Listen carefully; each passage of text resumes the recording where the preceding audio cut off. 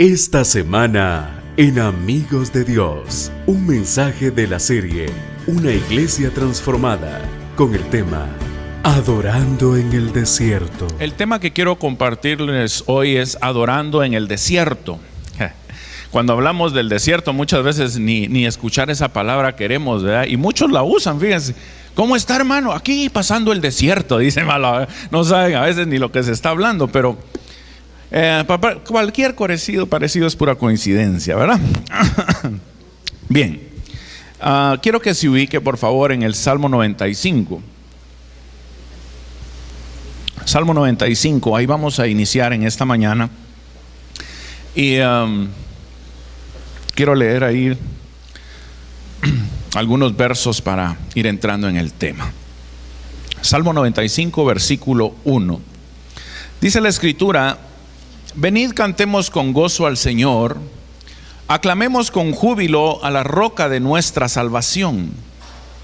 Vengamos ante su presencia con acción de gracias, aclamémosle con salmos, porque Dios grande es el Señor, el Rey grande sobre todos los dioses, en cuya mano están las profundidades de la tierra, suyas son también las cumbres de los montes. Suyo es el mar, pues Él lo hizo, y sus manos formaron la tierra firme. Venid, adoremos y postrémonos, doblemos la rodilla ante el Señor, nuestro Hacedor, porque Él es nuestro Dios, y nosotros el pueblo de su prado, y las ovejas de su mano. Escuche, hasta donde he leído ahorita, 7 versículos, nos invita a que alabemos, que adoremos, ¿verdad? Que nos postremos, que nos arrodillemos. Esa es la invitación del escritor. Pero el versículo 7 en la última parte dice: si oís hoy su voz. ¿Cuántos vinieron a escuchar la voz del Señor en esta mañana? ¿Cuántos vinieron a escuchar la voz del Señor? Miren, yo sé que muchas veces venimos a la iglesia cargados, preocupados, angustiados, con algunas situaciones que ni nos esperamos. Pero qué bueno que usted hoy apartó este día para venir. Y si usted vino dispuesto, yo sé que Dios le va a hablar. Mientras yo leía y meditaba en la Escritura esta semana, yo decía: Señor, qué rico recibir el refrigerio directamente del Espíritu Santo, porque hay veces que hay personas que no te dicen las palabras correctas y en lugar de echarte porras como que más te apachan. Pero cuando Dios está hablando con uno, ¿verdad? Les pongo ejemplos sencillos, ¿verdad? Cuando hay problemas en casa, ¿para qué te casaste con ese? ¿Para qué te casaste con él? Entonces dice: no, esas no son las palabras que quiero oír, ¿verdad? Lo que quiero oír es cómo salgo de la situación. Mira, ay, que tenés ese problema. ¿Quién te mandó al trabajo? ¿Quién te dijo que agarraras ese chance? ¿Quién te dijo? Y en lugar de encontrar uno palabras de aliento, encuentra cada sopetón que dice uno: Dios mío, ¿verdad? ¿Qué hago?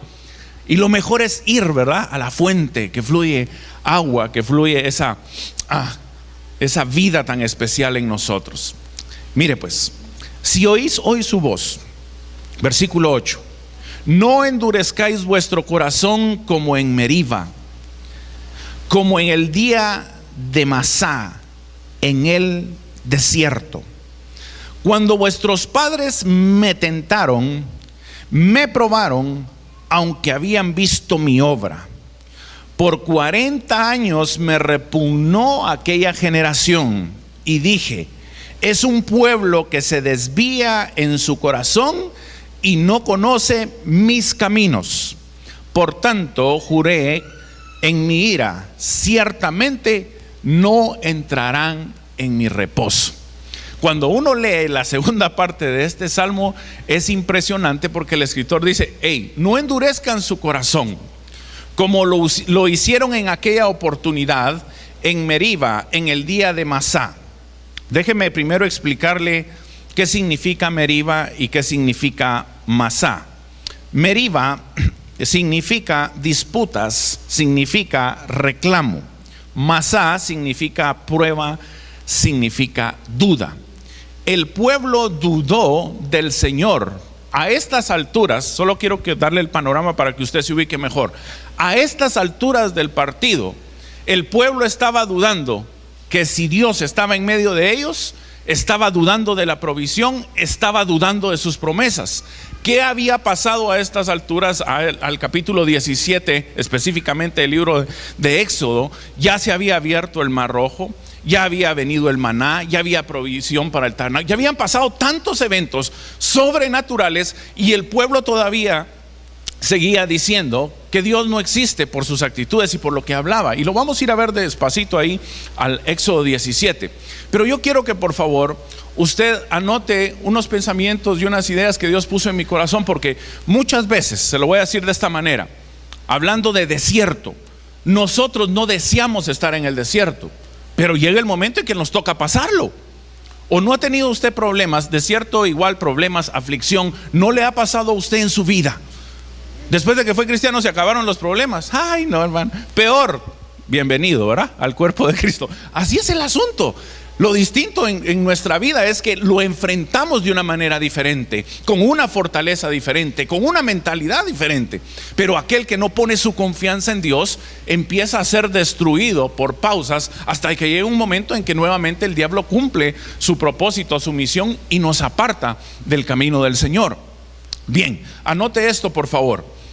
Estos son pensamientos para que usted los guarde ahí en su corazón, los ponga en práctica. Quienes en el desierto no desvían su corazón, o sea, siguen teniendo puesta su mirada en el Señor y en su palabra, y le temen a Dios, pueden confiar que Él proveerá todo. ¿Cuántos están pasando por, ahora que ya me expliqué, verdad? ¿Cuántos están pasando hoy por un tiempo de desierto? Levánteme bien, sin pena, no tenga pena, no le voy a preguntar, no le voy a decir, ajá, ajá, no. ¿Por qué todos pasamos? Si no está, dele gracias a Dios. Pero ahí le voy a dar otro pensamiento, se lo voy a dar de una vez. Mire pues, antes, durante y al salir, usted adore al Señor. Antes, porque no sabe cuándo va a entrar. Cuando esté en el desierto y cuando salga, adoremos al Señor, porque Él dice que nos va a proveer todo. No es lo mismo. Mire cómo pasó por tercos y por pecadores incrédulos 40 años sufriendo ahí el pueblo, ¿verdad?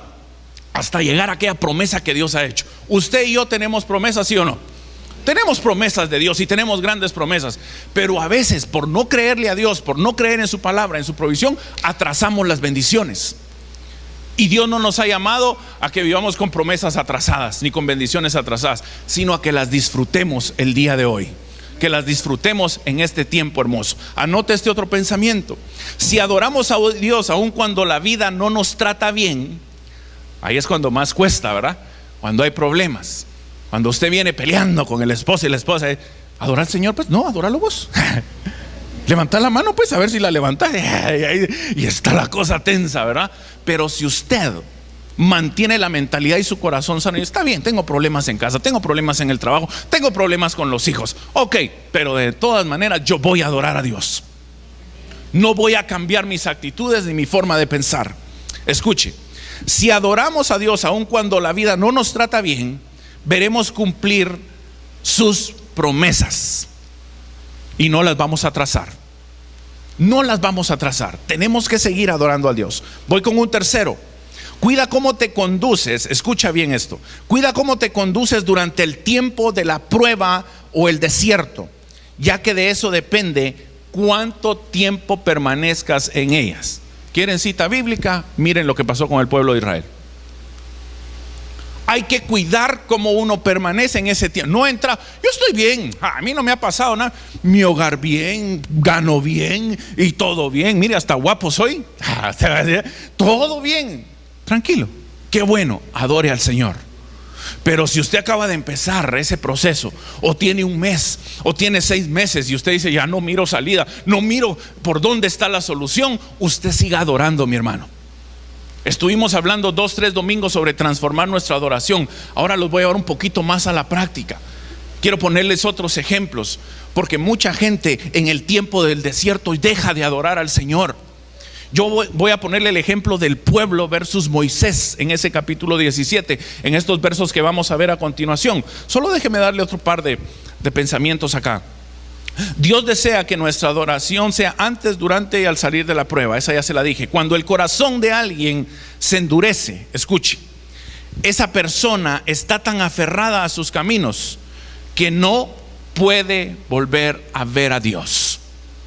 Eso era lo que pasaba con el pueblo de Israel. se mantenía. Ay, ya quisiéramos estar otra vez en Egipto, ojalá estuviéramos otra vez ahí de regreso. Toda la vida se pasaron reprochando eso. Allá teníamos, allá éramos, y Dios les había dicho, hay tierra prometida, y ellos seguían pensando en Egipto. Cuando uno está allá en el desierto, uno tiene que pensar en las promesas, no en el pasado. Déjeme que se lo explique de otra manera. Si usted esta semana tuvo problemas muy duros, muy difíciles, deje de pensar en eso. Hay una promesa de Dios para hoy y para esta semana que viene, en el nombre de Jesús. Hay algo nuevo, hay una nueva misericordia. Ya no podemos estar nosotros pensando, sí, que me trató mal, que me... deje eso, hombre. Empiece a adorar al Señor y empiece a reclamar las bendiciones. Si usted ha hecho bien las cosas, Dios va a proveer las bendiciones que necesitamos cada uno de nosotros. Bien, Éxodo capítulo 17, verso 1. Escuche esto. Toda la congregación de los hijos de Israel partió del desierto de Sin por sus jornadas, conforme al mandamiento de Jehová, y acamparon en Refidim, y no había agua para que el pueblo bebiese. Versículo 2. Y altercó el pueblo con Moisés y dijeron: danos agua para que bebamos. Y Moisés le dijo: ¿por qué altercáis conmigo? ¿Por qué tentáis a Jehová? Así que el pueblo tuvo ahí sed, murmuró contra Moisés y dijo: ¿por qué nos hiciste subir de Egipto para matarnos de sed a nosotros, a nuestros hijos y a nuestros ganados? Esas eran las palabras que abundaban en el pueblo de Israel. Es cierto, en ese lugar de Refidim, cuando uno va a ver a la historia, ahí no había agua. Ahí no había agua. Ahí lo dicen claro los historiadores. Está bien que haya entrado la duda, pero a estas alturas, díganme ustedes, con un Dios que había abierto el mar, con un Dios que había mandado el maná, ¿cómo no iba a dar agua? Pero como ellos tenían arraigado su corazón y su mente y no adoraban a Dios en el desierto, vivían reprochando. Ahora le doy unas características para que usted huya de ese perfil, porque muchas veces caemos en los tiempos de angustia y de adversidad, empezamos a caer y a practicar cosas como estas. Escuche bien esto, pues. En el desierto, cuando uno está pasando una situación adversa, tiene sed de algo. Si usted tiene problemas en casa, usted tiene sed de que ya no hayan.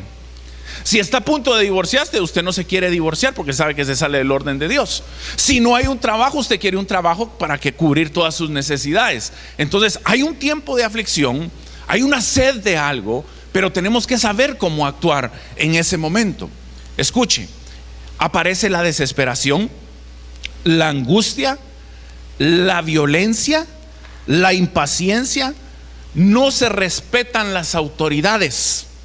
Si Dios había puesto a Moisés a cargo de sacar al pueblo, era la autoridad puesta por Dios, el que tenía el respaldo de Dios, y al pueblo no le importaba, no le importaba, le alegaban.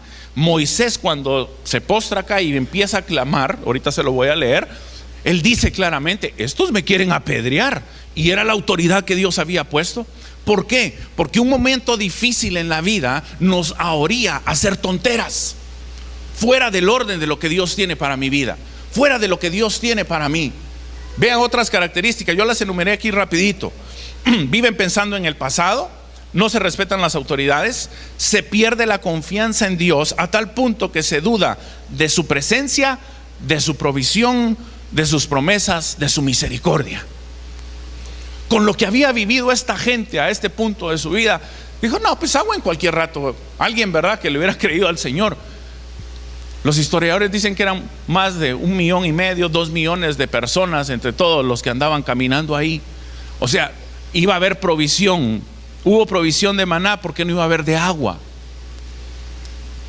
Cuando nosotros pasamos tiempos difíciles en nuestra vida, muchas veces empezamos a reprochar, pero tal vez lo más duro que nos puede pasar es dudar de que Dios puede hacer algo. Porque si estamos vivos al día de hoy es por misericordia. Y le voy a decir algo todavía, que a ver si me lo logra discernir bien. Si usted está sufriendo el día de hoy, pero todavía está vivo, Dios sabe que usted puede salir adelante. Lo único que necesita es que usted entienda que Él lo va a respaldar. Todo el tiempo estuvo el Señor con el pueblo y todo el tiempo estuvieron dudando de Él. Todo el tiempo está Dios con nosotros. Si la está pasando muy bien, disfrútelo. Si está en tiempo de desierto, disfrútelo, porque Dios sigue con nosotros. Dios sigue con nosotros. Le leo la segunda parte, ahora el versículo 4. Vea, ambos grupos, si quiere usted, los ancianos, Moisés, su hermano, todos ahí, los que estaban al frente. El pueblo estaba en este momento de desierto. Versículo 4. Entonces clamó. Vea qué diferente. Vea qué diferente, porque estas son las actitudes o el perfil que debemos de llenar. Entonces clamó Moisés a Jehová diciendo: ¿qué haré con este pueblo? ¿Qué es lo que está haciendo Moisés? Dice, clamó al Señor. Lo primero, buscar al Señor. Y luego le dice, dame dirección. ¿Qué hago con estos? Humanamente, Señor, otro mar, paso yo, y luego lo cerrás cuando vengan estos, ¿verdad? Y se acabó la historia, ¿verdad? Tal vez era un pensamiento así muy humano, muy, si quiere, mío, ¿verdad? Señor, ¿por qué no en lugar de esa torre de fuego, te pegas un regresón y te echas a estos 2 millones y ahí nos vamos juntos, nosotros, tú y yo, y me das otro pueblo? Algo así, ¿verdad? Unos pensamientos meros feitos.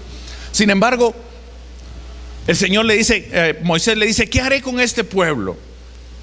Dice, de aquí a un poco, escucha el verso 4, ¿me apedrearán? No me pregunte cuántos, pero si eran 2 millones, con unos 100 que se hubieran puesto de acuerdo ya era una buena apedreada, ¿verdad? Que unos 100, ¿verdad? Unos 50 ya era una buena apedreada. Pero vean lo que expresa este varón. No había respeto del pueblo a la autoridad puesta por Dios. ¿Por qué? Porque había sed. Cuando hay sed de algo en nuestra vida, tengamos cuidado cómo actuamos, tengamos cuidado cómo nos conducimos. Vea, versículo 5.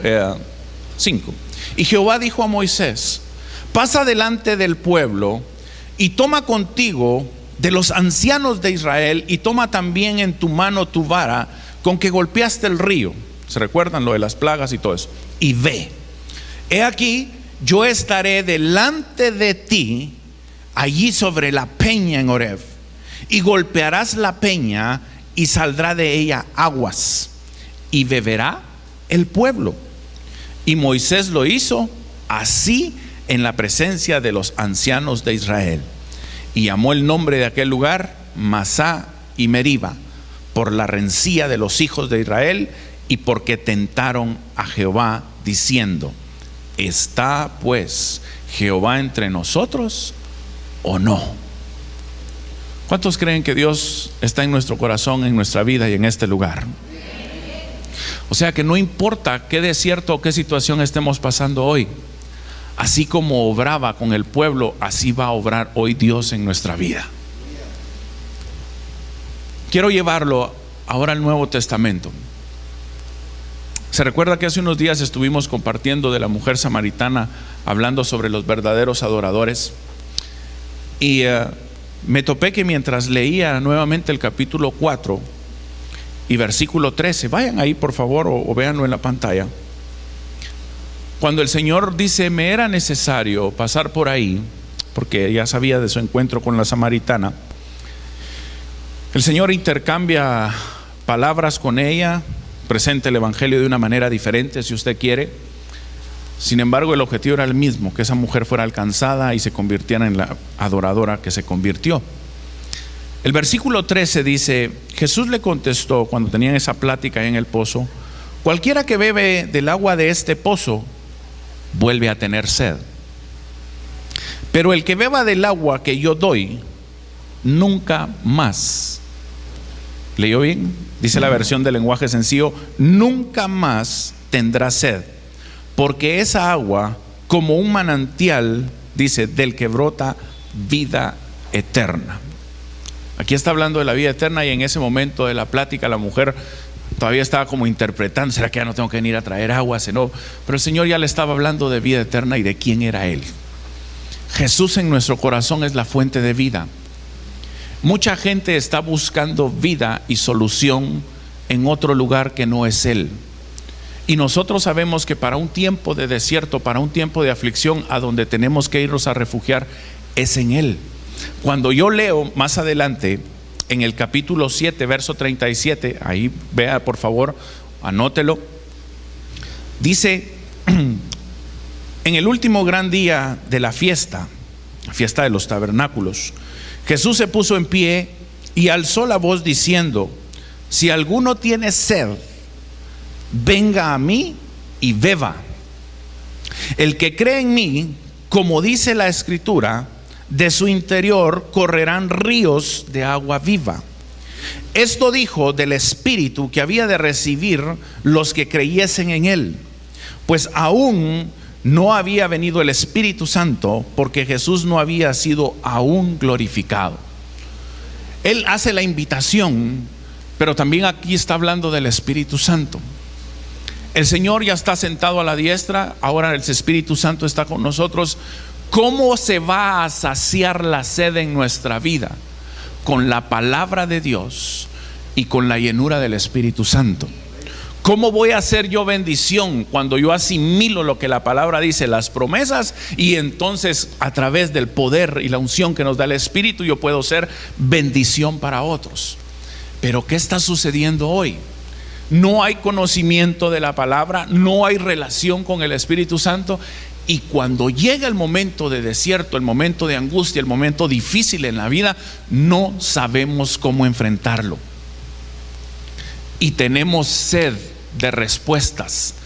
Señor, el negocio se me está viniendo para abajo, voy a quebrar. Sí, pero ¿cómo está tu relación con Dios? ¿Has tenido sed de Dios mientras no han habido problemas económicos, mientras no ha habido enfermedad? Porque si solo te da sed mientras hay problemas, mientras hay una situación adversa, ahí estamos metidos en serios problemas. Sin embargo, venimos hoy a escuchar lo que Dios tiene para nosotros. Miren, yo recuerdo, le voy a poner un ejemplo porque fue algo que marcó mi vida y en algún momento yo pensé que me iba a quedar en la montaña, hermanos. En mi primer trabajo, a mí me tocaba ir a tomar muestras a los nacimientos de agua, a aforar los nacimientos en verano y en invierno, ¿verdad? Porque a veces en invierno sí estaba el agua y cuando uno iba a buscar el nacimiento en verano ya no existía. Y cuando nos mandaron de comisión, nos mandaron a la parte de Tucurú, Tamaú, La Tinta, entrando allá por San Julián, ¿verdad? Territorio de mi hermana acá, Caquic, aleluya, para los que no han comido. Y me recuerdo que nos fuimos y nos mandaron en una camioneta vieja, pero nos decía, mira, vieja pero buena, nos decía el piloto, ¿verdad? Mira, no se queda, esa camioneta araña montañas, pasa lagos. Mentiroso también el piloto, pero yo decía, bueno, ¿en cuál nos vamos a ir? En la viejita, me decía, esa viejita nos aguanta. Y allá íbamos, una camionetilla azul, Nissan Patrol, viejita. Y ahí íbamos, pues, íbamos 3. Y cuando íbamos ya en la montaña me daba risa a mí porque pues efectivamente íbamos pasando increíblemente. Y ¿cómo pasó? El piloto tiene mucho que ver también, ¿verdad? El piloto muy bueno. Pero hubo un momento en que llegamos ya a la comunidad y nunca se me olvidó porque la gente no salía, ¿va? Solo se nos quedaba viendo en la ventana así como que éramos extraterrestres. Al fin salió uno, nos habló y me dijo, sí, los nacimientos, qué bueno que vinieron, los nacimientos están aquí cerca. Ya cuando la gente le dice así, uno dice, ya sé cómo va la cosa, ¿verdad? ¿A cuánto de aquí? Como a 2-4 kilómetros lo más, pero llegamos rapidito, 1 hora. Bueno, ¿dónde es? Y nos señala la montaña. ¿Y entra carro? Sí, entra carro, vamos y vámonos pues. Miren ustedes, sin mucho, subió unos 500-700 metros el carro en la montaña. Y de ahí los precipicios lo teníamos de este lado. Y el piloto me dice, no, aquí está todo, que es mantequilla, ¿qué vamos a hacer? ¿Sabe qué? Le dije yo, deje aquí la camioneta. Jovenazo en ese tiempo, hoy no lo haría, ¿va? Hoy. Pero le dije, deje aquí la camioneta, de todos modos aquí hay juventud. El piloto, yo me quedo cuidando el carro. Me lo imaginé, le dije, cuida el carro pues. Y la gente de ahí de la comunidad nos dice, vámonos. Y nos fuimos. ¿Estamos cerca? Sí, estamos cerquita. ¿Le ayudamos? Sí, llévenos las cosas. Solo nosotros caminando. Ay, hermanos, para arriba. Ya vamos a llegar, ya estamos cerca, ya estamos cerquita. Y entonces tomemos agüita, pues, y empezamos a tomar agüita ya como a los 500, 800 metros, porque no habíamos, resbalándonos en el lodo y ellos parados frescos, ¿verdad? Y nosotros acabándonos nuestra agua, éramos 3. Cuando llegamos a la primera, y ahora es allá abajo, y vamos para abajo otra vez, una gran montaña. Al fin llegamos al primer nacimiento. Yo le estoy hablando que tenía unos 22 años aproximadamente. Cuando llegamos a ese nacimiento era algo impresionante, porque era una peña, así una roca cortada, y salía un borbollón de agua increíble, ¿verdad? Como hay en ese lugar. Y yo decía, aquí hay agua en verano, hay agua en invierno, y aquí hay para darle a toda la capital, ¿va? Tomamos la muestra y nos fuimos. Y el otro está aquí cerquita, me dice, ya vamos a llegar. Cada vez que le dicen a uno cerquita, vaya, entonces, ¿qué tenemos que hacer? Regresar otra vez allá a la cumbre, me dijo, y ahora irnos para el otro lado, más arriba. Le digo, sí. Miren ustedes, para eso, cuando ya llegamos a la otra cumbre, ya no llevábamos agua. Y yo le dije, y el agua, va. Y usted sabe que uno es desconfiado, ¿va? Ellos llevaban unas sus cositas así, con agua de azúcar, no sé cómo se llaman esos. Era tipo cantimplora, pero natural, es una fruta, no sé qué es, pero ahí le metieron agua con no sé qué. Y eso, como té con mate, exacto. Y cuando me dice, ¿quiere agua? No, tranquilo, estoy bien, le digo. Porque ya se imagina enfermarse uno allá por allá. Bueno, y los otros igual. Estábamos hasta allá arriba. Y ahora tenemos que subir otro poquito y luego irnos más allá. A esas alturas de nuestro recorrido, ahí se me convirtió en desierto a mí. Porque miren ustedes, tenían la boca seca, sudando. Y decían que ahí por ese lado, ahí llueve, ahí hay chipi, nada, estaba el sol pegando. ¿Y ahora qué hacemos? Ya vamos a llegar. Al final llegamos, gracias a Dios, había agua. Y ahí donde estamos, tomamos de esta agua o no tomamos, tomamos o no tomamos. No, pues yo no tomo, le dije, si todavía nos falta ir a 3 comunidades y ya te imaginas nosotros enfermos, llegar sin las muestras y todo. Para no alargar el asunto, ahora por dónde nos regresamos, y nos dice el de la comunidad, nos vamos a regresar por un lugar donde vamos a cortar el camino. Ay Dios, le dije, mire, y habrá algún lugar todavía. Yo en mis pensadas dijo, tal vez vea alguna comunidad ahí, que hubiera una tiendita, una Coca-Cola aunque sea.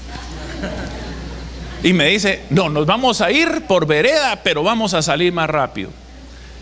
Mire pues, cuando empezamos a bajar de aquella montaña, yo cada vez más sed, y cada vez más sed, y cada vez más sed. Y ya miraba bonito el tecomate ya los estaba viendo así como que ya lo agarraba. Y ellos, qué rico, y seguían, ¿verdad? De veras no quieren agua. No, tranquilo, vamos. Pero hubo un momento en que le decía, mire, y algún nacimiento, alguna peña, algo que esté por lo menos meter la cabeza o hacer algo ahí, ¿verdad? Con tal de refrescar. No, me dijo, pero sí vamos a pasar por un terreno, me dijo.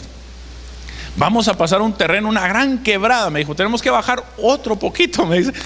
Pero ahí hay un palo de naranja, me dijo. Usted se va a asombrar de ese palo de naranja, porque era un palo en aquel desierto para mí, ¿verdad? Y aquellas montañas preciosas verdes, pero era un palo de naranja, donde usted, mire, corta la naranja, la golpea así duro, le quita la parte de encima y la agarra así, mire.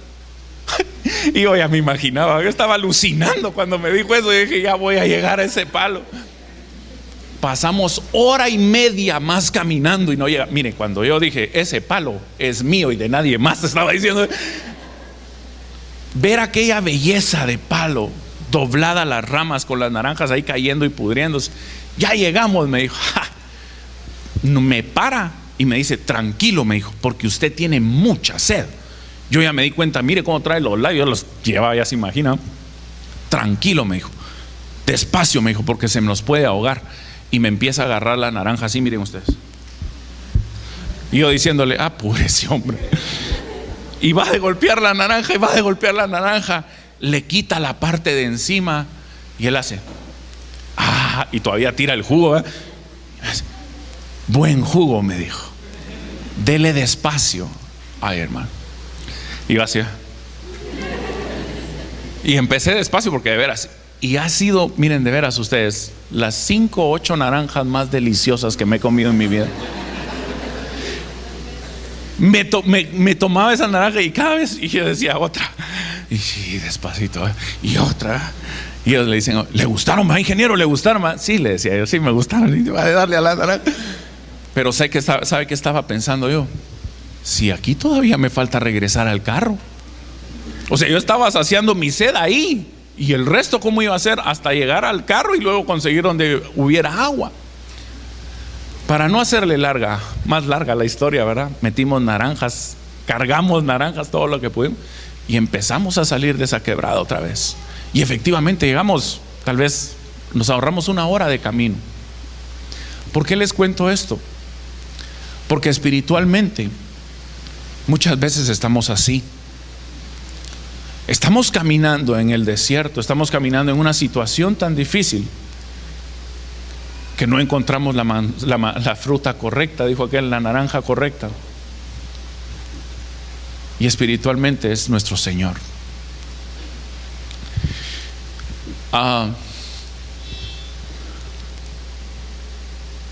Hay mucha gente, y quiero decírselo de esta manera,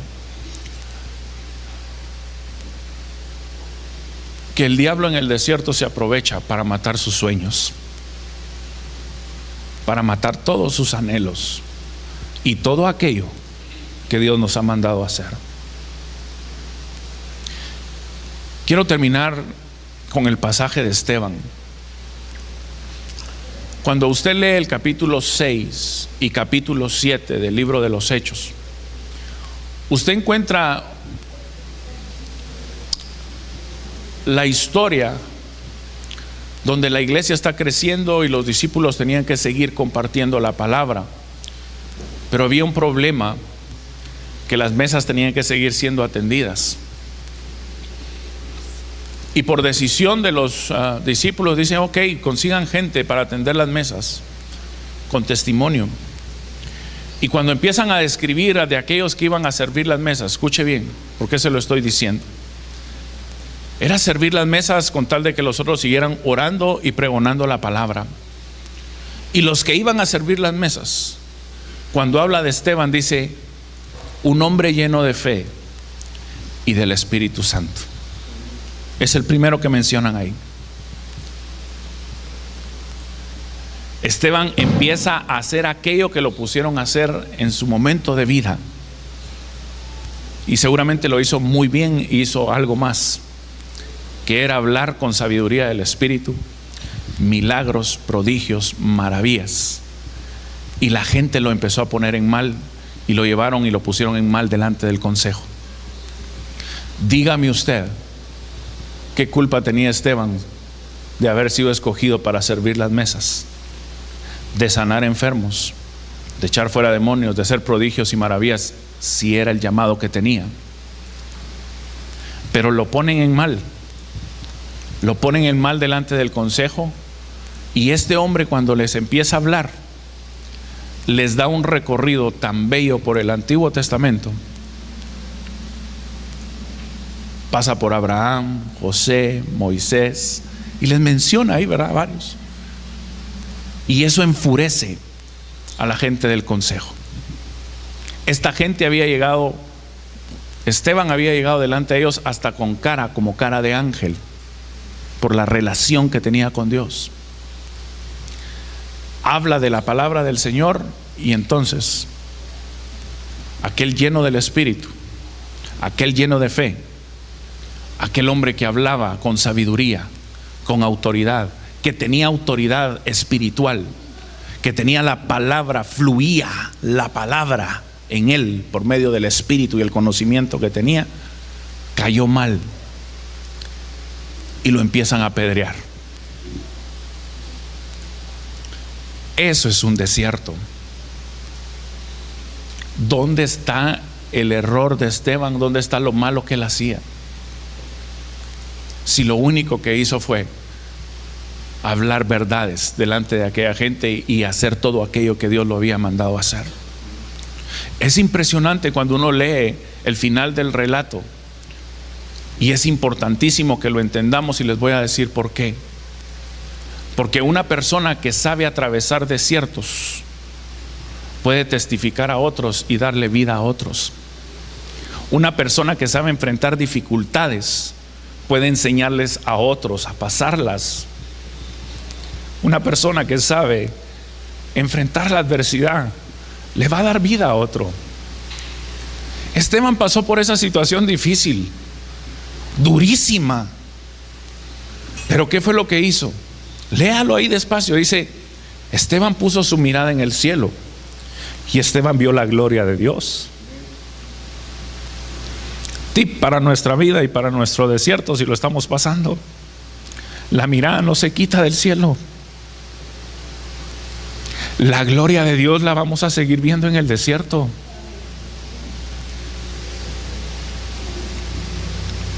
Pongan mucha atención.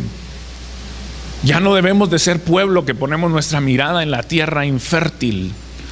Debemos de poner nuestra mirada en la tierra prometida, las promesas que Dios ha hecho. Lo están apedreando. Y dice la Biblia que Esteban cae de rodillas, y yo le enseñé a usted que eso es parte de nuestra adoración.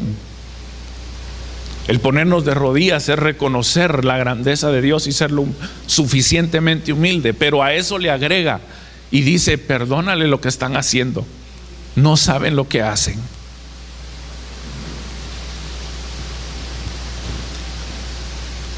A eso le llamo yo atravesar desiertos. Ay, es que me hizo una mirada. Ay, es que me trató. Ay, Dios, hermano, todavía estamos fritos. Nunca nos han agarrado. Ah, es que usted no sabe cómo se siente esa pedrada que me dijo. Sé que se siente, sé que duele. Pero si Esteban salió poniendo su mirada en el cielo, en la gloria de Dios, viendo al Hijo del Hombre puesto de pie, que no fue su posición, ¿verdad?, cuando se fue de esta tierra, es porque estaba haciendo algo que estaba impresionando a Dios definitivamente, y era adorándolo en el desierto. En medio de la prueba lo estaba adorando. El Señor puesto de pie, Él se va al cielo, y el testigo número 1 era Saulo, porque todo fue hecho delante de Saulo. Por eso le digo, un hombre puede dar vida en medio del desierto a otro para hacer cosas mayores también. Amén. Vamos a adorar a Dios. Póngase de pie, por favor. Te esperamos en Iglesia Amigos de Dios, 0 Avenida 1-24 Zona 2, Colonia El Sauce, Ciudad de Guatemala.